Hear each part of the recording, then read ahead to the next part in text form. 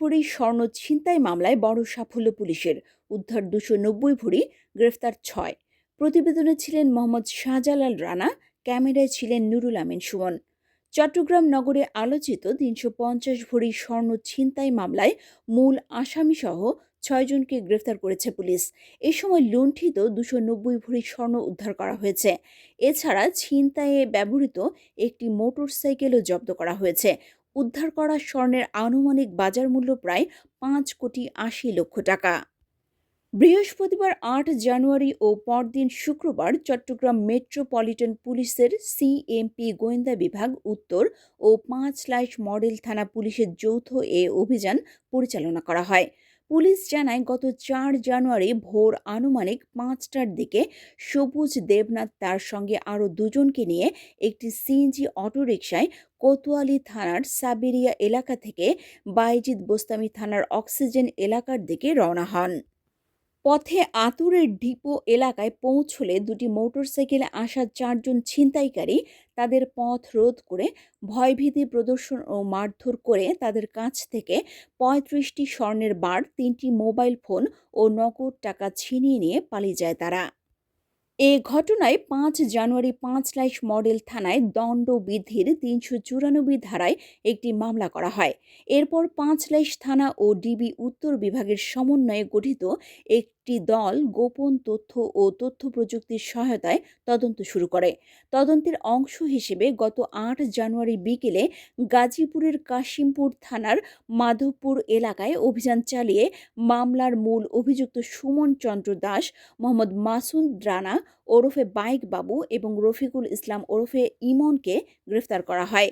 তাদের কাছ থেকে ছিনতাইয়ে ব্যবহৃত একটি সুজুকি জিক্সার মোটরসাইকেল উদ্ধার করা হয়। প্রাথমিক জিজ্ঞাসাবাদে সুমন চন্দ্র দাস স্বীকার করেন, তার নেতৃত্বেই পরিকল্পিতভাবে ছিনতাইয়ের ঘটনাটি সংঘটিত হয়। তিনি জানান, লুণ্ঠিত স্বর্ণের বারগুলো তার স্ত্রী পান্না রানী দাস ওরফে দীপালি রানী দাস অথবা তার চাচাতো ভাই রবি কুমার দাসের কাছে রাখা হয়েছে। এই তথ্যের ভিত্তিতে একই দিন ঢাকার মোহাম্মদপুর থানার রায়ের বাজার এলাকা থেকে রবি কুমার দাস এবং পরে চট্টগ্রামের হালিশহর থানার বড়পুর এলাকা থেকে পান্না রানী দাসকে গ্রেফতার করা হয়।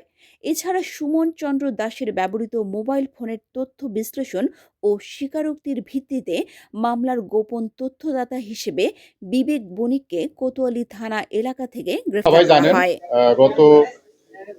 গত 4 তারিখে, জানুয়ারি মাসের 4 তারিখে ভোরবেলা 5 থানাধীন আতুরা ডিপো এলাকায় একটা দুর্ধর্ষ একটা ছিনতাই বলি বা দস্যুতা বলি, যেটাই বলি আমরা, একটা দস্যুতার ঘটনা ঘটে এবং সেটা নিয়ে একটা চাঞ্চল্য তৈরি হয়। এবং সেই চাঞ্চল্যতার প্রেক্ষিতে আমরা প্রথমে যাচাই করে দেখি যে ঘটনাটা আসলে সত্য কিনা।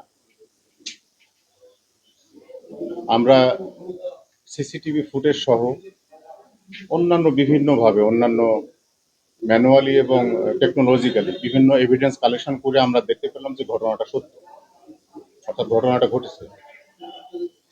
তারপর পরই 5 থানা পুলিশ এবং ডিবি উত্তরের টিম তাদেরকে সিএমপির কমিশনার মহোদয় নির্দেশনা দেন যে এই ঘটনা যে কোনো মূল্যেই হোক, যে কোনোভাবেই হোক, এটাকে উদ্ধার করতে হবে এবং এই যে দস্যু গ্রুপ যারা, এই দস্যুদের বিরুদ্ধে ব্যবস্থা নিতে হবে এবং তাদেরকে গ্রেপ্তার করতে হবে, আইনের আওতায় আনতে হবে। তো আমি আপনাদের অবগতির জন্য জানাই যে আমাদের কমিশনার মহোদয় ক্রাইম এবং ক্রিমিনালদের ব্যাপারে কতটা কঠোর এটা আপনারা ভালো করেই জানেন। শহরে কোনো ধরনের ক্রাইম সংগঠিত হওয়ার সাথে সাথে উনি আমাদেরকে সেইভাবে গাইডলাইন দেন, ইনস্ট্রাকশন দেন